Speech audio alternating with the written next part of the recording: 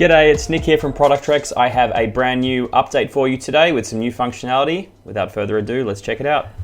Okay, so the new functionality today is about scenarios and specifically about seeing what scenarios you've got going on in ProductRex. So as you may know, you can always see your most recently accessed scenarios down the bottom, and of course you can search them up the top. But what a couple of people have asked me about recently is if they want to see a list of scenarios, everything you've got. So we've added this little button over here called View All Scenarios. And if you click that, very simply, it's going to show you a list of all your scenarios. By default, they're sorted in most recently accessed. Of course, you can click these headers and change the ordering if you wish. In addition to that, of course, you have the buttons that exist on the other screen: duplicate, share, lock, and delete. They all function as normal. And if you click a scenario, it will, of course, take you into that scenario.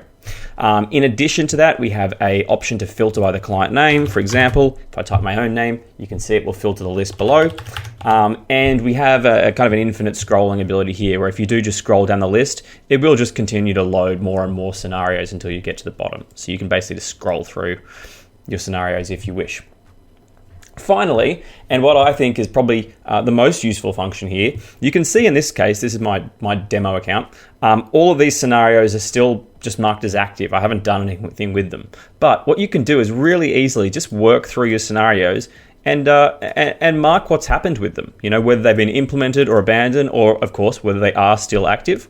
And it just really helps, when you come and see this client again in 6 months or a year's time, just to remember what actually happened, if you went ahead with that advice or not without having to look it up. So really easy way, you can just go through and mark your scenarios. And of course, if you do want to go back to that recently accessed list, just click the little star option and it will take you back. That's a new piece of functionality for this week. If you like it, please like this video, leave a comment, tell me what you think. Otherwise, get in and have a crack. It's available now for all ProductRex users. Thanks.